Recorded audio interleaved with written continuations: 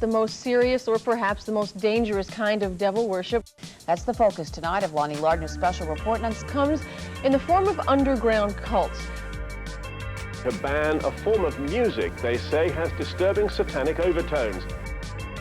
Perhaps one of the major signs of cult involvement is when the group moves into obsession.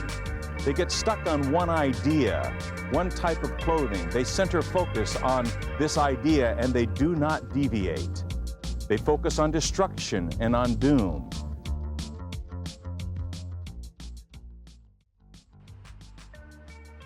I am known as Scaryladysarah, but informally, just Sarah is fine. I have been a part of the goth scene since the late 80s, and I started DJing professionally in 1988. I got into it when I joined the band. Yeah, pretty last minute. But yeah.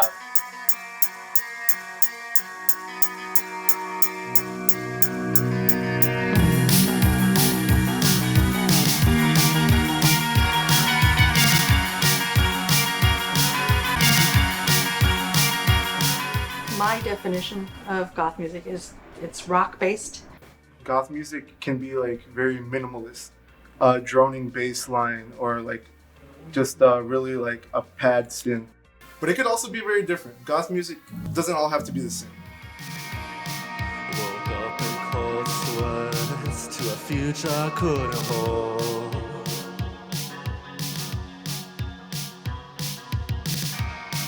If I stay here while it burns, will you sit through it here with me? Lyrically is generally a little more introspective and more of a social commentary than general pop music. There's like a lot of themes of like feeling lost in the world. I was always considered very weird, so finding places I fit into was always very hard for me. With goth, I feel like there's a lot less, like you have to be a certain way. You can just be a freak. I came to goth through punk. I was a little bit of a, depressed and angry kid. I found a lot of frustration in political things that were happening at the moment, but didn't have much of an outlet because I wasn't even old enough to vote. I see so many more awful things happening in the world and here.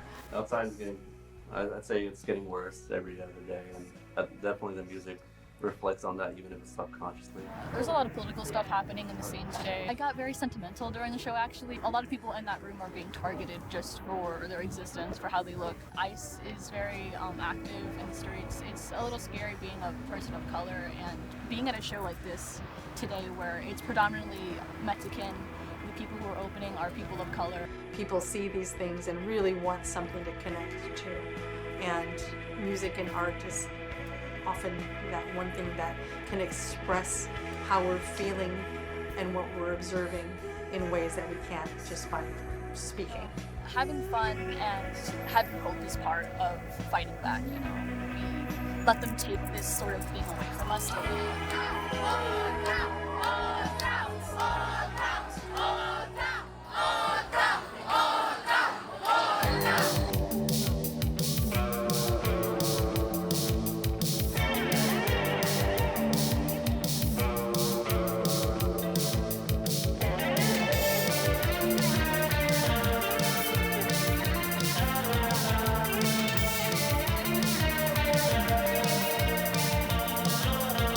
We run a page called the Chicago Gothic Scene. Our initial intention was just to try to compile as many events because we felt people were having a hard time finding things.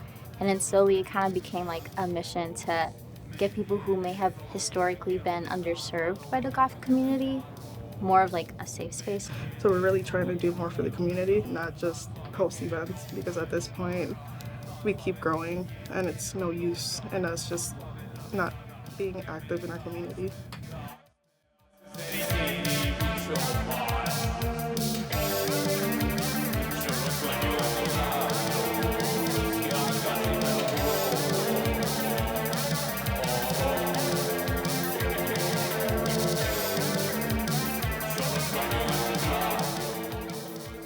Finding something that you feel solace in, and like, oh, there's other people that feel the same way and see the same things I'm seeing. All those emotions that get put into the music, it'll keep on getting put into the music. People are always going to be drawn to express themselves, you know, in ways that align with the goth aesthetic and mood. And I'm never going to retire, so I'll keep going till I die.